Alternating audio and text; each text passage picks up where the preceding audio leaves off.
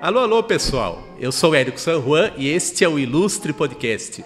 Um podcast com gente muito ilustrada, feito a nossa convidada, que a gente vai mostrar já já.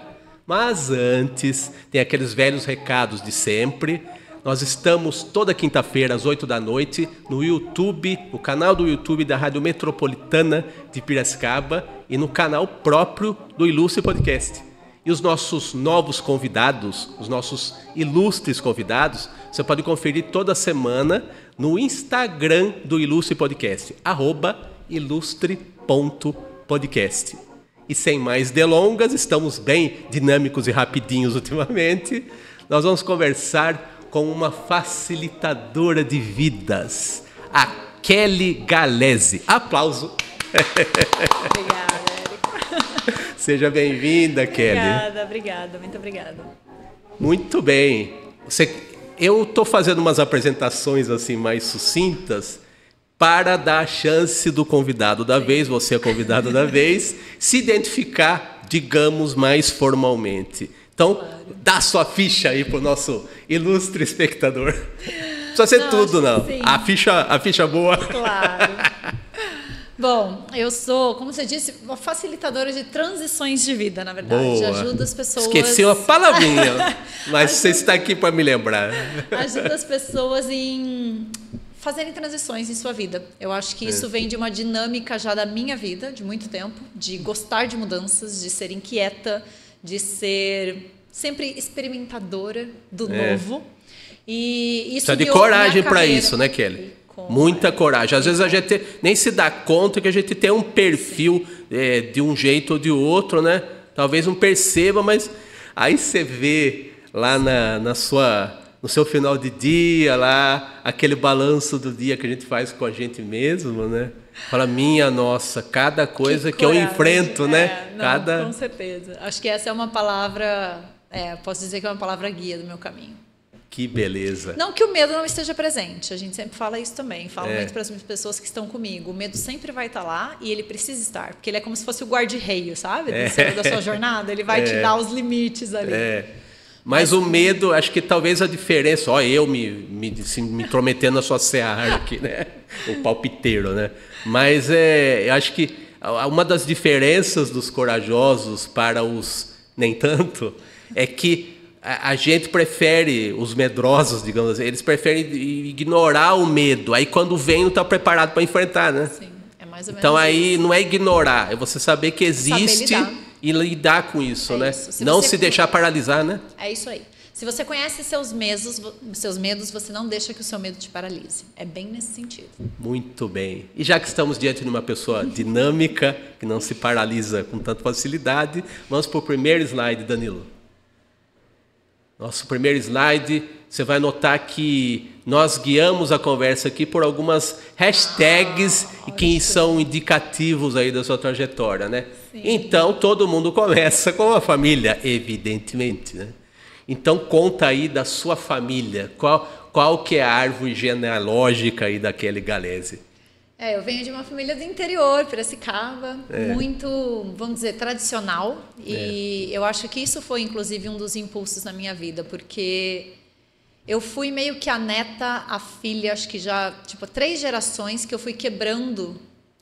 Então você é a revolucionária da família. Isso foi acho que foi um primeiro ato de coragem ali, sabe? Da primeira mulher não, eu sou solteira e não quero ter relacionamento por muito tempo. Não, eu quero ir trabalhar na capital. Não, eu quero morar no exterior. Eu vou pôr a mochila tudo ao contrário? Costas. Que isso? Eu vou pôr a mochila nas costas e vou rodar o mundo. Eu não quero filho com 20 e poucos anos. Enfim, então acho que isso... E óbvio, ter a receptividade deles também. E hoje, eu digo assim, toda a minha vida, minha família é suporte e é um dos valores que eu tenho. Claro. Tanto é que estou aqui sempre, apesar de morar longe. Onde você mora? Perdão. Hoje eu estou na Califórnia, Estados Unidos. E, na verdade, estou aqui de passagem para as festas de final de ano. E veio para o nosso podcast.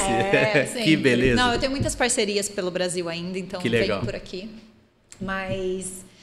E tenho também pai empreendedor. Então, Olha. isso foi uma coisa que também foi um exemplo de vida para mim. Olhar para ele, se realizar com o trabalho dele, entender o então quanto não era uma família completamente tradicional no sentido de deixa ficar quietinho lá no cantinho, não, né? Acho que nesse sentido não. Empreendedor, no sentido de batalhador, de conquistar as coisas. O seu pai já tem um perfil que já ajudou a inspirar um pouquinho. Que beleza. Sim. E a sua mãe? A minha mãe sempre foi, acho que o meu...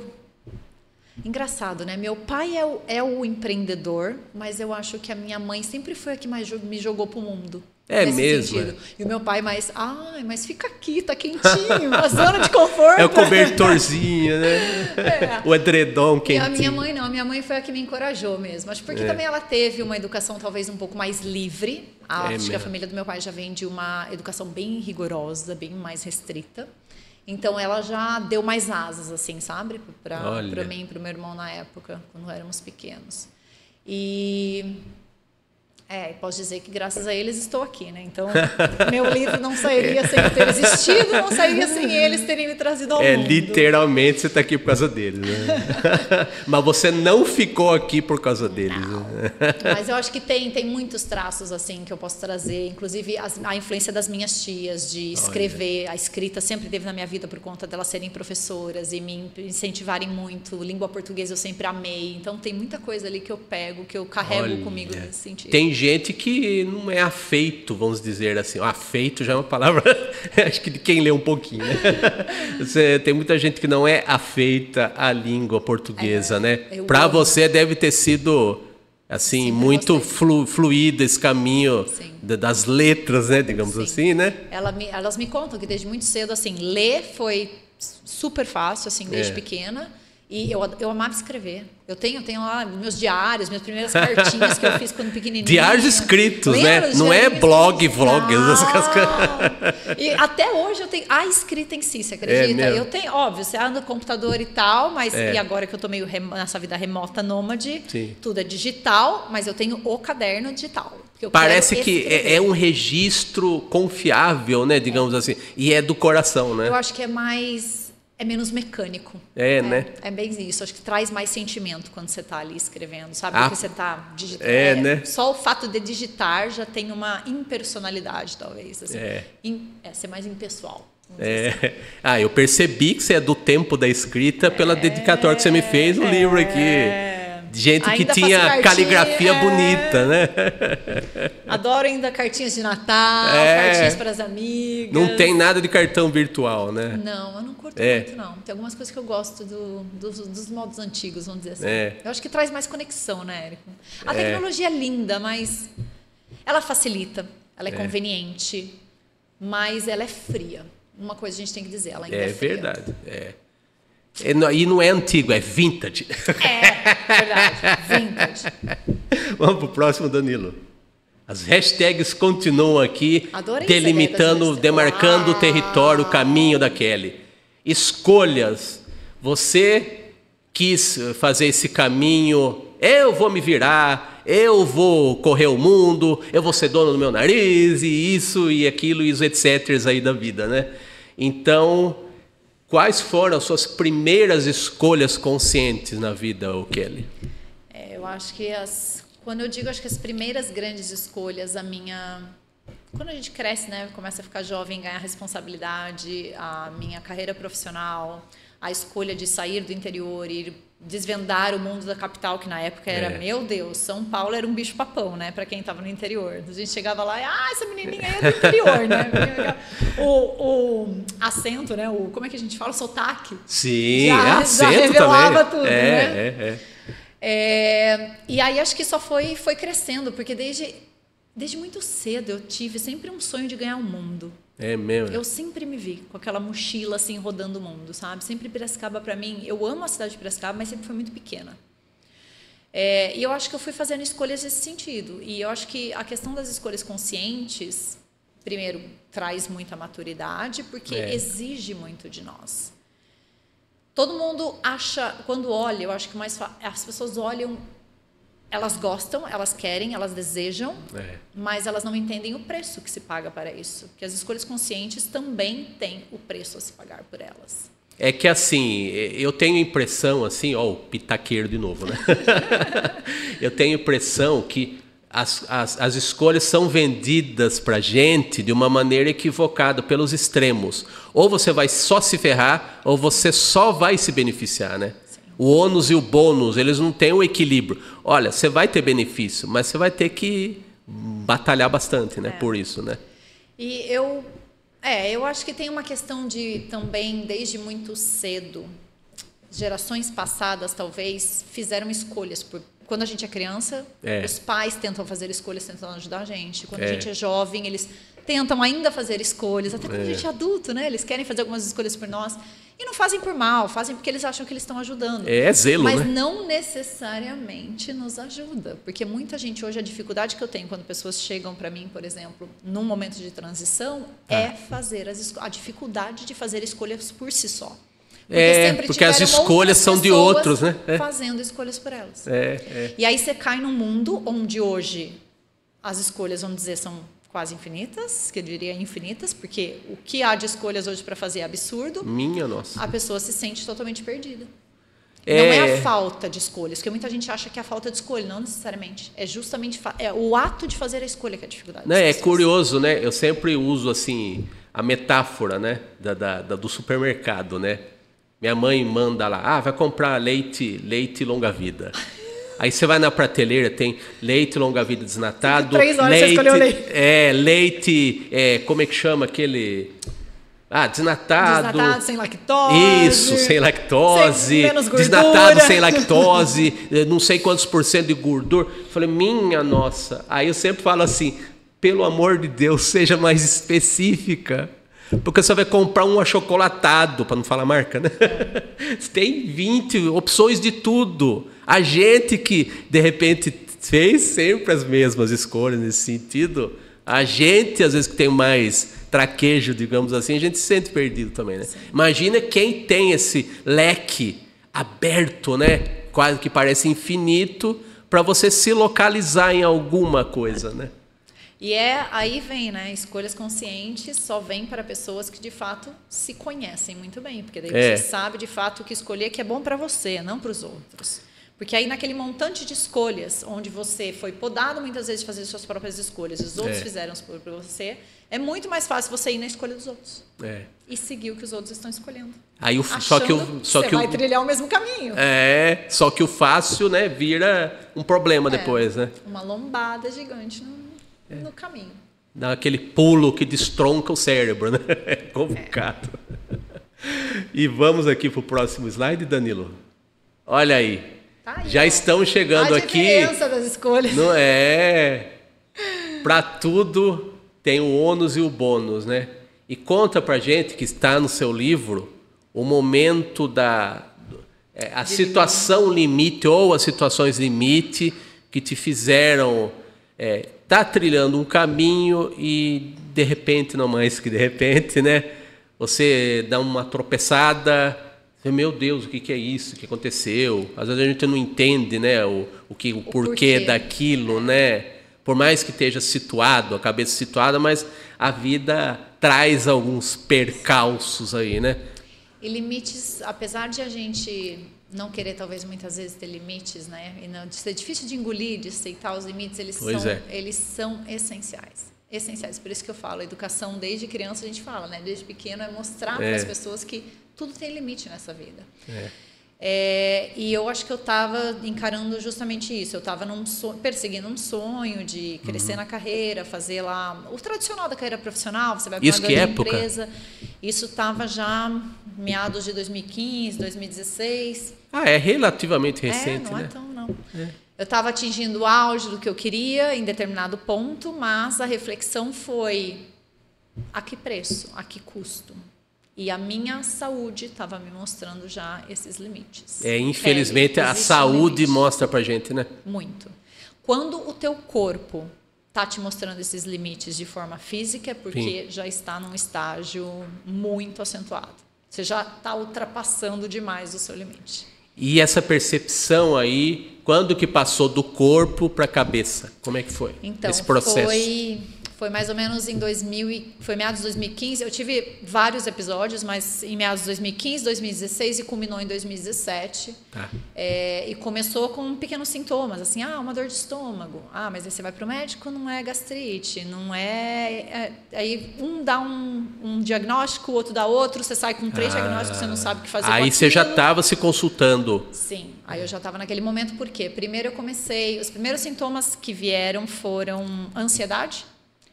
E eu estava num estágio de agitação que já não era mais positivo, né? Porque ser inquieta, ser agitada num sentido bom, assim, de que faz te mover, que é o que eu sempre motivo as pessoas, não ficar na zona de conforto, mas se mover. Se movimentar é o positivo. Quando você se movimenta, sem necessariamente saber o que você quer, para onde você vai, o porquê que você está com essa inquietude, aí tem um problema. Aí você está se movimentando por se movimentar, mas por quê? Então, acho que era uma insatisfação que já se mostrava de forma tangível naquela inquietude, sabe? Então, privação de sono, ansiedade, começaram algumas coisas assim. E aí você tenta compensar em outras coisas, né? Você acha que o final de semana vai resolver, você acha dormir que mais. Ir para academia vai tentar resolver. Dormir mais. Aí você começa a enfiar, vou para essa festa, vou com os amigos para aqui. Por um tempo isso cobre, por outro, chegou num estágio em que... Quando essas dores começaram a piorar e começaram a pegar meu estômago, enfim, eu falei, tem alguma coisa errada aqui. E na época não tinha ainda o burnout. O burnout não era uma palavra que existia, essa síndrome do burnout não era algo ainda diagnosticado como isso. O burnout, ele é considerado uma espécie de estresse superlativo? É superlativo. Eu vou dizer... Hiperlativo, um sei lá. Esgotamento geral. E aí eu estava com esses sintomas, já vinha conversando há um tempo com o meu chefe, demonstrando, enfim. E acho que é toda uma cadência, né, Érico? Porque às vezes também isso foi um aprendizado que eu fui... no momento que isso aconteceu, eu não tinha noção daquilo, né? Sim. Porque no momento acho que você está com todos esses sintomas, mas isso só mostra que o problema está aqui dentro, né? Enquanto você não tratar aqui dentro, fora não vai reverberar também. Então, depois que eu dei o stop, precisei olhar para dentro, voltar, aí que as fichas começaram a cair. As pessoas, acho que hoje em dia, quando eu leio muito essas coisas de burnout, de esgotamento, de estresse, as pessoas tendem a jogar tudo no profissional. Porque é o meu trabalho que é o problema. Porque é o chefe. Porque é o ambiente. Sim, pode contribuir, mas eu sempre falo, a vida é uma engrenagem, é um motor, engrenagens que se comunicam. Se uma não está direito, a coisa não roda. E atribuir tudo ao profissional é mais uma maneira de não encarar o problema, né? É isso mesmo. De uma maneira mais completa, ampla, né? É porque assim, é mais fácil você falar que é o profissional e falar, então eu vou mudar de emprego e achar outro emprego, do que sei lá e falar assim, peraí, a coisa é mais embaixo. É comigo e eu vou ter que encarar isso. E não tem resposta lá fora, a resposta aqui dentro. É fuga, né?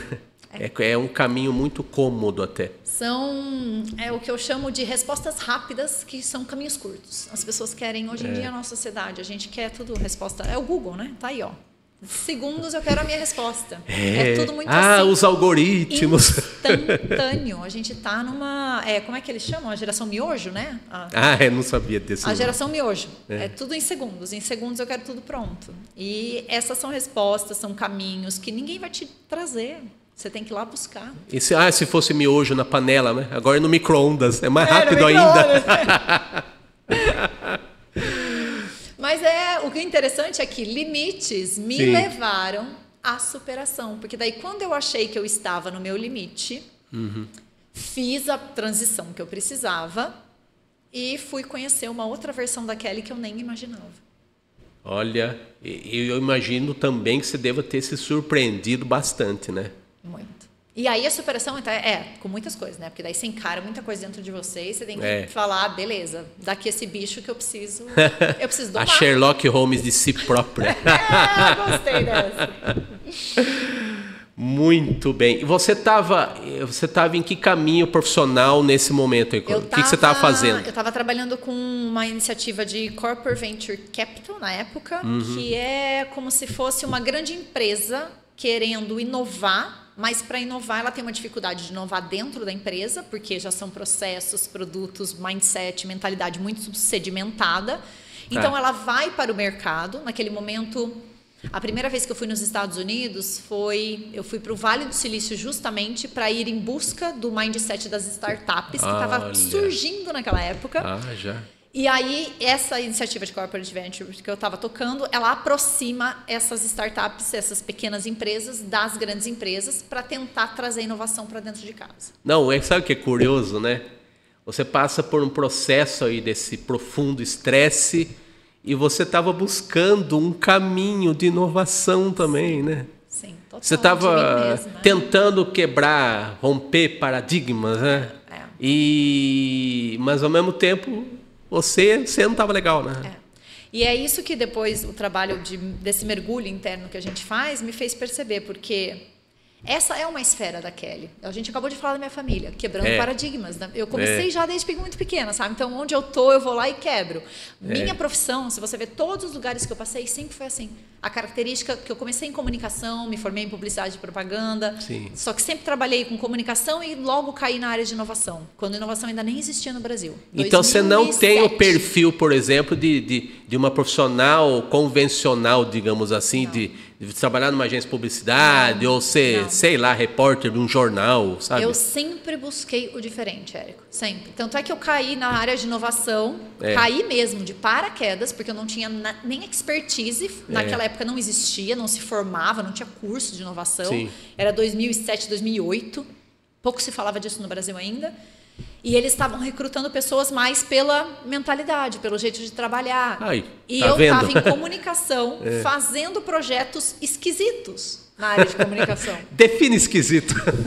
Projetos assim, que as pessoas olhavam e falavam, mas será que isso vai dar certo? Não sei, vamos tentar. Se a gente não tentar, a gente nunca vai saber. Olha isso. Mas você é a encarnação da inovação, então, desde... Eu acho que eu sempre trouxe você anda fora da curva, né? Para usar um termo de hoje, né? Eu vou dizer que era uma característica. Então, foi no mundo profissional, foi na vida pessoal. E aí, foi quando justamente eu descobri, aqui a ficha caiu e falou, mas espera aí, você, por você mesma, Kelly, está inovando na sua vida, na forma como você vive, que era o que eu precisava naquele momento. Você está inovando no mundo, aí, e para voltar para você aí, como é que é, né? E para inovar em si mesma. Que aí é você encarar seus medos, você encarar a coragem, tudo que a gente talvez isso aqui seja mais difícil, você agir na esfera interior, né? Sim. A exterior, você faz, acontece isso e aquilo. Sim. Aí você volta para casa, você tá um caco, né? 100% de certeza, tanto é que o principal obstáculo, mais de 15 anos atuando nessa área, né? E eu atuei com empresas grandes, com lideranças, grandes líderes, CEOs, executivos, atuei com pequenos empresários, pessoas começando. Fiz projeto na Austrália, eu estava fazendo um projeto com refugiados que chegavam na Austrália, de países como Síria, Irã, então também precisavam se inovar e começar uma nova vida. Todos. A dificuldade é sempre a inovação de si. Então, por exemplo, decisões de grandes projetos de inovação. Vamos lançar esse novo produto. Onde para? No líder. Na pessoa, não para no processo. O processo roda. O produto é gerado ali, as ideias estão ali, está engavetado por quê? Porque as pessoas estão engavetando as ideias. Então, esse sempre foi um grande obstáculo. Foi aí que eu tive, esse foi o insight, o spark, para começar justamente a focar muito mais processos de inovação humana para as pessoas, na vida de cada um, enfim, na esfera que você queira inovar, porque eu percebi que era ali onde estava a grande trava das pessoas. Que beleza. Vamos para o próximo, Danilo. Já estamos indo para caminhos aí do eu de cada um de nós, né? E essa palavra aí, essa hashtag, que no meu tempo, vou me permitir bancar o vintage, no meu tempo a essência era perfume, né? Mas vamos dizer que hoje a essência é uma palavra que define muito bem, né? O perfume, a nossa essência mesmo, a nossa personalidade, o nosso modo de se portar no mundo sendo a gente mesmo, né? A essência é uma palavra muito apropriada, né, para definir esse eu que está, às vezes, oculto de nós mesmos, né? E como que você tem sentido essa busca aí pela sua integração aí, pela sua essência. Eu acho que é cada vez mais se aproximar da essência. Acho que é uma busca que não acaba, né? É contínua. Eu comecei justamente quando eu encontrei esses limites, foi aí que eu falei, epa, o que eu preciso fazer é um trabalho muito mais interno. E aí o primeiro passo foi de resgatar essa essência, porque a gente é exposto a tanta coisa, desde pequeno, escola, família, valores, religião, educação, dogmas. Chega um momento que você não sabe mais o que é você e o que são camadas que foram sendo criadas ao longo da sua vida, né? Para ter o papel de mãe, para ter o papel de pai, para ter o papel de estudante, para ter o papel de filho, para ter o papel de profissional, para ter o papel de atuante na comunidade. São papéis. Só que em determinado momento a gente se identifica tanto com o papel que a gente se desloca da essência. E a gente assume esse papel como nossa essência. E na verdade não é. Ele é só uma função que a gente tem ali. A gente compra meio sem perceber o que vão vendendo para nós, né? E esse é o grande choque, né? Inclusive de pessoas que têm a dificuldade de fazer essa transição entre esses papéis, do tipo, como assim? Eu era uma mãe e agora meu filho não depende mais de mim e eu preciso me reinventar, porque a minha função virou 24 horas cuidar do meu filho. A hora que ele sai de casa, o que eu viro? Ela acredita que ela é mãe, só que ela não é pessoa. Ela se distanciou da essência. A mesma coisa, eu trabalho para uma empresa 10 anos, eu tenho aquele cargo, aquela profissão, eu acredito que eu sou aquilo. Aí eu sou demitido, quem eu sou?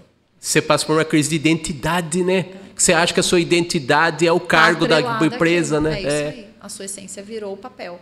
E foi essa a primeira, para entrar nesse resgate, foi essa a primeira crise que eu tive. Então, a hora que eu falei, tudo bem, é um limite, quero sair disso, quero voltar. Aí eu falei, pedi demissão. Quem é a Kelly? E como é que foi? Como é que foi para quem aceitou a sua demissão? O que eles disseram? Você é louca, essas coisas? Isso foi o que eu mais ouvi. Foi o que eu mais ouvi no começo.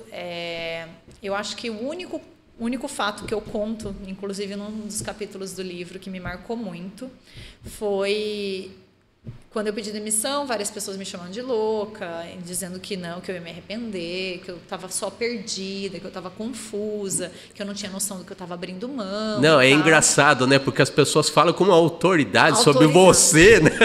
É incrível. Mas é porque as pessoas compram o que está fora, né? A vitrine do que a gente mostra, elas não sabem o que está acontecendo dentro, né? Todos esses questionamentos acho que são reflexo do medo delas. E talvez também de uma admiração pela sua ousadia, né? Na verdade, quando elas expressam essa loucura, é porque elas não conseguem se ver fazendo aquilo. A pessoa ela admira, justamente. Só que ela, gente, mas como assim? Não.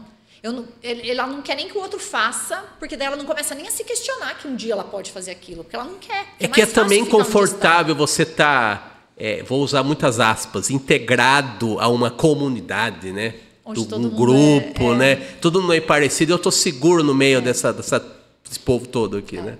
E é por isso que eu falo que essa vamos dizer assim, como é que eu chamo? Não integração, mas essa expansão, sabe? Essa possibilidade de você interagir com pessoas diferentes de você, que pensem diferente, que tenham ideias, atitudes, ideologias diferentes. Por isso que eu gosto dessa analogia de visitar o mundo, de expandir e de cair no mundo. Mas você não precisa necessariamente embarcar num avião e visitar o mundo para ser assim. Você pode mudar de vizinhança.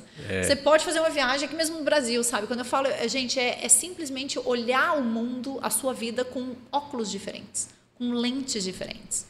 E de falar com pessoas diferentes, você consegue, porque você começa a se questionar sobre as coisas que você assumiu como verdade durante uma vida inteira, às vezes. Eu já conheci uma amiga, ex-amiga, né, infelizmente, que estava num congresso maravilhoso lá, que ela batalhou muito para estar naquele congresso, num evento de alto gabarito aí dentro da comunidade da universidade, né? Alto cargo, olhando do alto de uma sacada, um mar maravilhoso e suspirando profundamente, né? Quer dizer, não estava feliz, né? Nem sempre. É que a gente compra, o que a gente estava falando, né? A gente compra as escolhas dos outros, a gente compra o caminho dos outros. E foi justamente o que aconteceu comigo. Eu tive que chegar até um estágio para dizer, puta, não é esse o meu caminho. Não é Você isso se que vai me fez trazer aquela felicidade. pergunta, o que eu fiz da minha vida? Sim, então, e foi esse o momento em que eu descobri que eu precisava mudar. Foi ali que eu falei, se minha vida terminasse hoje, essa pergunta me marcou profundamente, se minha vida terminasse hoje, qual seria o meu sentimento? É Quando uma eu pergunta profundamente... Então, essa é uma pergunta que gente, as pessoas vão escapar disso, mas eu encorajo você a se perguntar. Se sua vida terminasse hoje, você sairia dela como? Como você se sentiria? É doída, Quando vem essa pergunta. a dor no peito, alguma coisa está errada. Alguma coisa você precisa mexer. Se você falar, não, Kelly, eu iria em paz. Ótimo, ótimo. E quando eu senti a dor no peito, eu falei, não, tem que mudar. Não é amanhã, não é depois de amanhã, não é daqui 3 horas, é agora. Chega um momento que procrastinar, acho que não tem, aí não vale, né? Esse verbo aí tem que sumir, né? E de novo, escolhas, né? São escolhas. Tem muita gente que escolhe ficar no mesmo lugar. E tudo bem, não está errado, são escolhas. É que às vezes essas pessoas aí agem que nem fica buzinando na cabeça de gente que nem a Kelly, né? Como assim, né? Ah, não tem que fazer isso e aquilo e aquilo outro, né? Ela buzina, né, das pessoas. Gosto muito da analogia que eu falo. Imagina que sua vida é um livro, né? Você recebeu ali folhas em branco para escrever o que você quiser naquele livro. Então, faça as escolhas que você tem que fazer. Escreva um livro que você gostaria de ler, aquele que você teria tesão, sabe? Vontade de ler. E eu sempre fui inspirada pelo meu avô, na verdade. Quando a gente falou da família, essa também foi uma... que ele é para mim, um exemplo de contador de histórias. É aquele que reúne a família em volta, sabe? A família adora ouvir as histórias, tantas histórias que ele tem. Qual a história dele, em resumo, assim? Ele foi motorista de ônibus durante muito tempo e fazia muito trecho de Piracicaba, São Paulo. Então, ele conta muitas coisas. E pescador. Então, você já pode imaginar as histórias que saem dali. E ele sempre, enfim, a família ao redor dele ali, aquela cena, sabe? Sempre ficou gravada em mim, nesse sentido. E eu falava desde pequena, eu quero ser uma pessoa que tem muita história para contar. Olha, e é interessante, né? Que você, geograficamente, você foi mais longe que ele. É verdade. Mas a atitude é a mesma, né? Total. Independente, né? Acho que aí a geografia, enfim, o limite você escolhe, mas você pode ser dentro de um limite, você pode ter esses caráteres, ter essa atitude inovadora de repensar, de questionar, de fazer do seu jeito, de achar a sua essência e conseguir trazer ela para o mundo. Eu acho interessante assim, né? Você identificar os limites para você seguir em frente, mas você alargar os limites também, né? Então Eles estão ali só para te sinalizar o que faz bem e o que não faz. Nossa, cutucadinha, né? Vamos pro próximo, Danilo. Já percorremos aqui um grande horizonte aí da Kelly Gallese e futuro, eu acho que é a hashtag mais desafiadora, né? Talvez para alguns talvez não exista essa noção de futuro porque o presente está sempre ali na nossa cara, né? Então... E para mim acho que foi o contrário. É mesmo? É interessante, porque toda a minha trajetória, principalmente profissional, essa inquietude me levou muito a pensar no futuro. Então, eu era desafiada, nessa frente de inovação, eu sempre fui muito desafiada a pensar, Kelly, você está fazendo estratégia para 5, 10 anos. Pensa nos produtos dos próximos 3 anos, dos serviços, qual vai ser a empresa, qual muito vai ser a marca, à frente do seu tempo. O que o consumidor vai querer daqui 5 anos. Né? Deixando os gestores loucos. E por um lado é bonito, porque acho que inspira, né, as pessoas pensar e ver a possibilidade de que aquilo pode ser real. Sim. Mas, por outro, te deixa Eu acho que a ansiedade vem um pouco disso, né? E aí eu acabei, por algum momento, me deslocando muito do presente. E deixando de viver o presente para viver muito no futuro. Esse foi uma das, vamos dizer, armadilhas que eu caí, sabe? E nesse resgate da minha essência, eu precisei voltar para o presente. Porque senão, a dificuldade que a gente tem a gente sempre está esperando o futuro, o que a gente pode, o que a gente quer. E a gente esquece do que a gente está fazendo hoje. Sim. Só que aí isso é tão grande, essa necessidade é tão grande, que mesmo quando você alcança aquilo que estava no seu futuro e virou presente, você nem reconhece. E você já quer o próximo. É uma insatisfação recorrente. A ansiedade vira algo que pode te devorar em curto prazo, inclusive, né? Você cria uma expectativa, gera ansiedade e sempre o porvir, né? Sempre, sempre, sempre. Aí no presente, Eu digo que é sempre assim, o futuro ele precisa, essa imagem de onde você quer chegar, dos sonhos, eu amo alimentar nas pessoas, porque eu acho que é isso que te move, que te inspira, que te faz imaginar que pode ser melhor, que você pode chegar onde você quer, mas é um farol. Ele não é a única luz principal do seu caminho. Ele é um farol que ele ilumina para você e diz, olha, você pode chegar lá. Mas o caminho se faz no dia a dia, se faz no presente. É ali que vem a direção. E talvez você não acha que, de repente, a ansiedade dos inovadores faz você perder a percepção das chamadas pequenas coisas? Pequenos detalhes. Porque o processo é válido, né? Muito válido, né? Vai ter um ponto de chegada em muitas situações, né? Mas aquele processo, às vezes, a gente perde o prumo disso, né? E é quando as pessoas costumam valorizar muito, Érico, somente o resultado. E aí... Quantas vezes você já ouviu na vida essa palavra resultado? Nem me fala. E aí, às vezes, nem a que custo precisa para se chegar nesse resultado no hoje. E hoje eu sou muito mais... A filosofia que eu uso, inclusive com os meus clientes, o caminhar precisa fazer sentido para você. Não adianta você querer ser o CEO, o inovador, empresário, se hoje você está sofrendo para chegar lá. Então, esse caminho talvez não faça sentido para você. Não é porque fez para várias pessoas que vai fazer para você. Talvez o seu caminho é diferente. Ou tem, mas talvez o seu caminho não é 3 anos, é 6 anos, é 8 anos, porque você quer outro movimento na sua vida. O bom do autoconhecimento é isso, né? Que cada um identifica o seu próprio caminho, a sua marcha e a velocidade, né? É isso mesmo, os seus limites, como você quer caminhar, tudo isso pode mudar. Você pode chegar lá, mas talvez não do mesmo jeito. Você tem o seu jeito de chegar lá. Para isso, autoconhecimento. Entre outras coisas, né?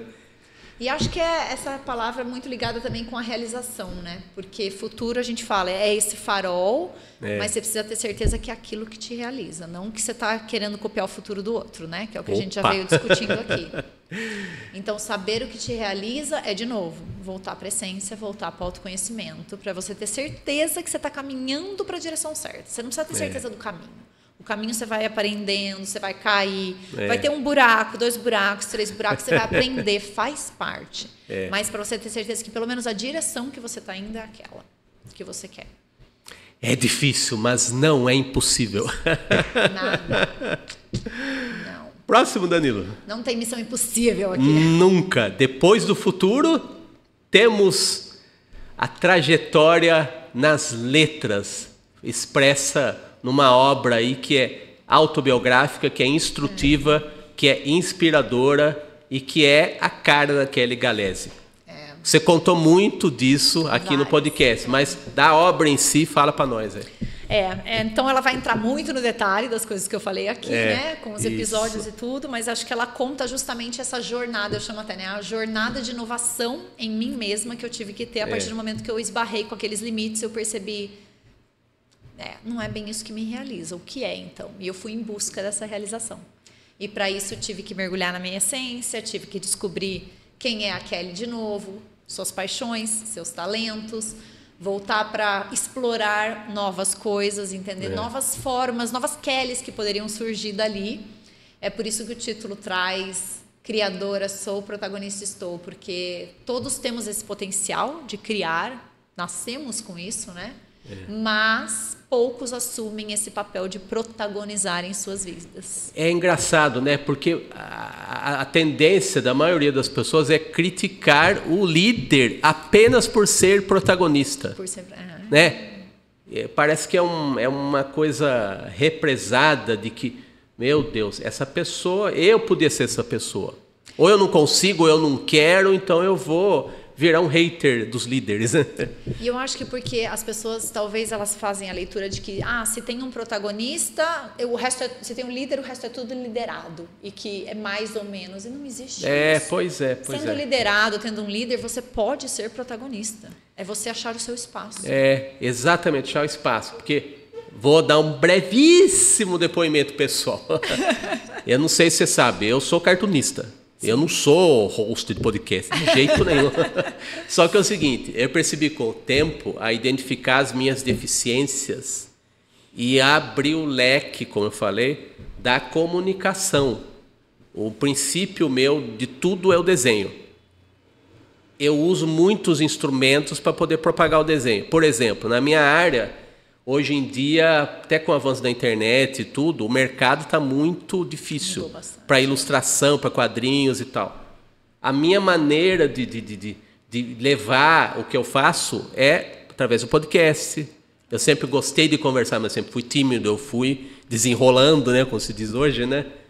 Então, eu estar aqui, por exemplo, conversando com você, é uma forma de identificar uma parte do meu percurso, que passa pela comunicação. Então, eu era a pessoa que não falava. Eu achava que só a imagem bastava, e não basta. Então, é uma maneira, por exemplo, eu tenho lá num programa lá em São Paulo, lá um programa de entrevista no YouTube, que eu tenho um quadro que chama-se Caricatura Também é Cultura, que eu apresento perfis de caricatura, de personalidades, né, da cultura das artes, e no final eu coloco uma citação da pessoa durante a vida dela e a caricatura.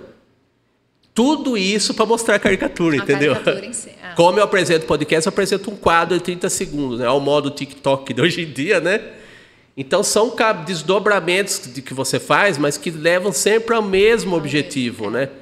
Então é legal estar falando com você, porque são maneiras diversas de chegar a objetivos que no fundo são os mesmos para todos nós, né? No trabalho que eu guio hoje as pessoas, eu uso como base a antroposofia. E a antroposofia, ela lê os ciclos de desenvolvimento do ser humano na vida, né? De 7 em 7 anos. Então, por exemplo, ao te ouvir falar da sua história, porque a gente se baseia na biografia, sim. E inclusive eu falo um pouquinho dessa história, porque para chegar nessa biografia eu fiz esse trabalho comigo mesma e eu falo na introdução do livro, tem uma aconselhadora biográfica que fala sobre a antroposofia um pouco mais para as pessoas que querem entender. Uhum. A gente diz justamente isso. Você pode... mas o Érico está mudando? Não, ele está transicionando, mas ao mesmo tempo a sua essência está lá. Por quê? Porque é o que a gente chama de essência, as pessoas chamam de missão, enfim. Sim. É comunicar. Em determinada fase da sua vida, o desenho fez sentido. O como você comunicava era o desenho. Você amadureceu como ser humano, você mudou. Você quis explorar outros limites e alargar aqueles limites que você estava comentando. Então, sou meio Kelly. Eu não me mexo tanto, mas...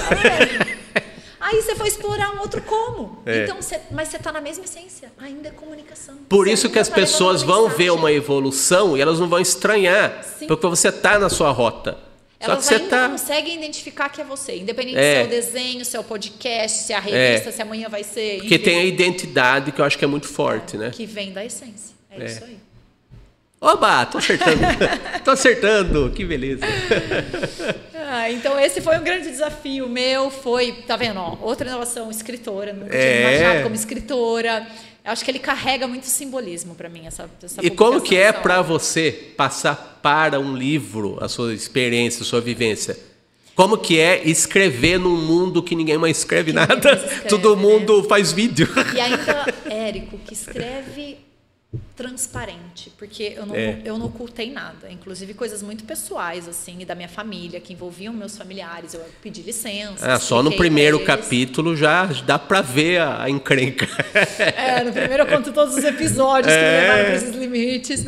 Então, assim, eu rasguei o livro mesmo, rasguei o verbo, né, que a pessoa fala. Sim. De fato, eu acho que me doei para isso, me sentei com alma e coração, porque O livro, ele saiu da minha escrita diária, que é a minha conversa comigo mesma, que eu faço todo dia. Então você não sentou para escrever um livro, você já está escrevendo o livro a vida inteira. Eu já estava escrevendo e não sabia. Aí, em determinado momento, eu só parei e falei, nossa, esse é um projeto, pode virar um livro, por que não? Mas essa conversa, esse diálogo comigo mesma, o papel e a caneta sempre teve. A Kelly sempre teve ali, com o caderninho, nas escritas diárias. E quando eu olhei para toda aquela riqueza, eu falei, por que não dividir? Se eu posso inspirar e ajudar as pessoas a fazerem transições em sua vida, esse foi meu principal objetivo. Eu amo ler, quero incentivar a cultura, Gente, acho que isso não pode morrer, não pode morrer. A coisa não morre. É que aqui no Brasil, eu acho que o pessoal fala muito de internet e tudo, mas, infelizmente, leitura, livro, sempre foi coisa de nicho, né, Kelly?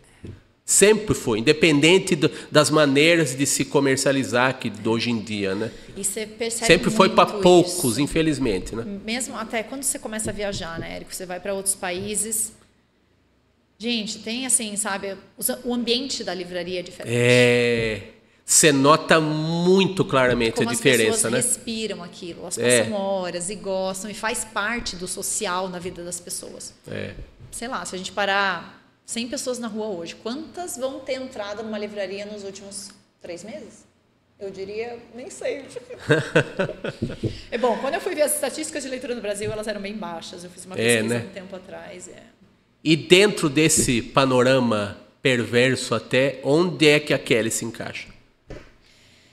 Olha, a utópica Kelly, né? Que escreveu um livro num país desse aqui. Eu acho que ainda... De novo, eu volto para a essência, e eu acho que isso faz parte da minha essência, então acho que aqui tem um pouco de mostrar o que é a Kelly mesmo. Sim.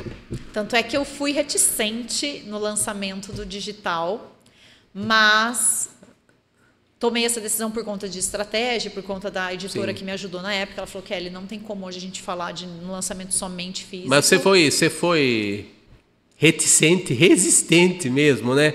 É porque a gente... Eu imagino que a gente seja da mesma geração, assim. A geração que dá muito valor pro livro. E às vezes a gente acha que o digital é uma coisa meio vulgar até, né?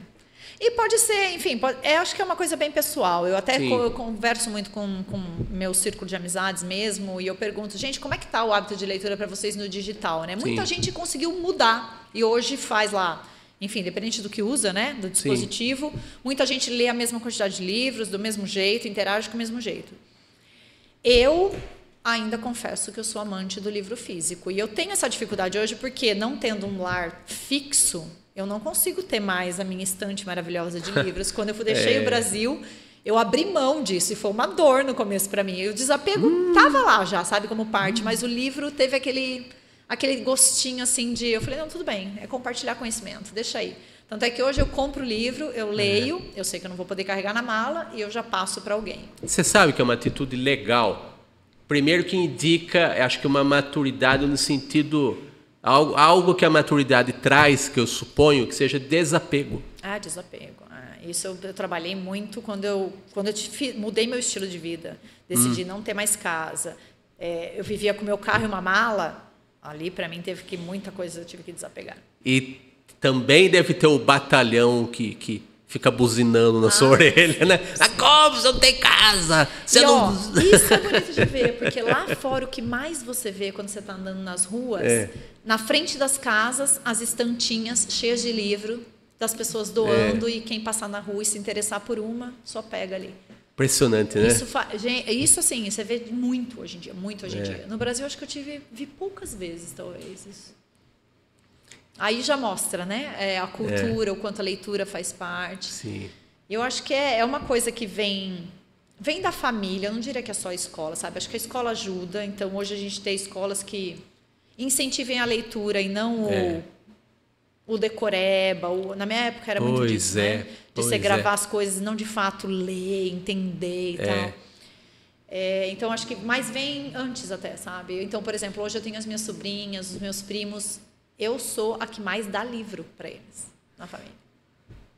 E a minha família não é muito de ler. Tirando as minhas tias professoras, meu pai e minha mãe não são muito. Foi uma curiosidade foi uma vontade Kelly, assim, sabe? De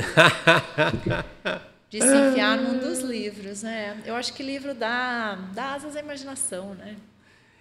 E a Kelly guarda o próprio livro na mochila, na mala ou no carro, onde for? É o único. Esse é o único que hoje eu posso falar pra você que né, esse eu carrego, porque eu sempre tenho que estar mostrando, né? Afinal, é um filhinho. É meu filho. Mas esse aqui... Esse é seu. É meu.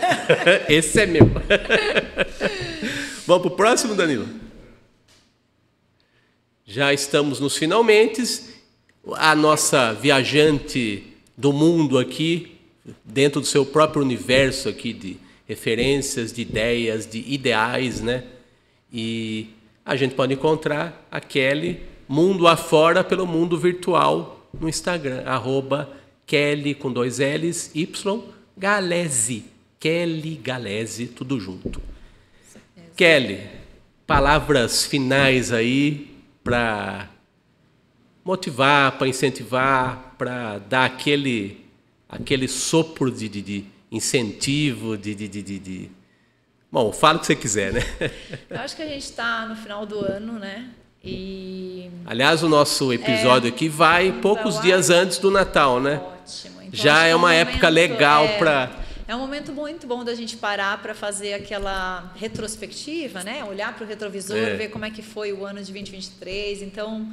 eu acho que eu inspiro as pessoas a de fato, fazerem a listinha ali do que vocês fizeram e do que acendeu o coração, de toda essa lista de coisas. Porque às vezes essa lista pode estar cheia, mas não necessariamente traz realização, traz aquela, sabe, aquele orgulho. Nossa, eu fiz isso, olha que bacana. Independente, se é no profissional, se é na família, se é filho, se é casamento, se é ajudar o próximo, o que for ali que esteja na sua listinha.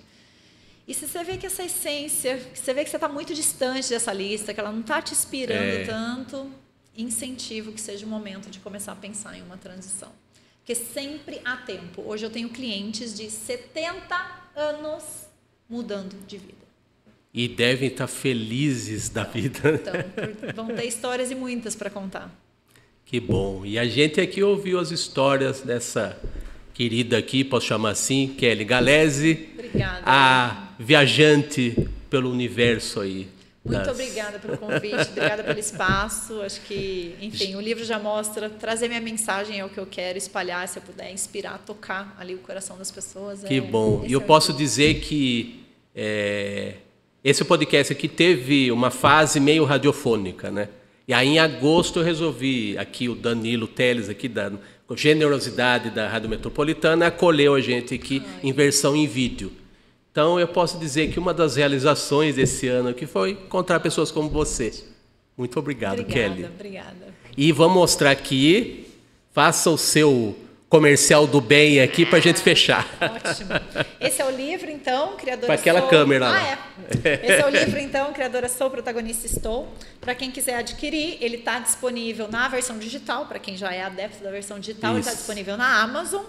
Para quem quer a versão física, estou em passagem no Brasil agora no final do ano, super presente. Vai com dedicatória especial. É só ir lá no Instagram, Kelly Galese, e você pode fazer a compra por lá. Muito bem. Agora devolve. Esse é seu. Já ganhou o presente de Natal. Que bom, muito bom. Muito obrigado, Kelly Galese. É isso aí, pessoal. Chegamos ao fim de mais um episódio com mais uma ilustre convidada aqui, a Kelly Galese. E eu sou Érico San Juan, já falei no começo, né? Para quem esqueceu, eu falo de novo. Estamos aqui com mais um episódio, encerrando mais um episódio do Ilustre Podcast na sua Rádio Metropolitana de Piracicaba. Estamos toda quinta-feira no canal do YouTube da Rádio Metropolitana de Piracicaba e também no canal próprio do Ilustre Podcast. A nossa agenda semanal com novos convidados você vê no @ilustre.podcast. Toda semana tem gente ilustre aqui como a Kelly. E vamos continuar aqui quintas-feiras, nas próximas quinta-feiras, sempre com gente diferente, gente de muita bagagem, gente ilustre como sempre. E é isso aí, até a próxima quinta-feira. Tchau, tchau.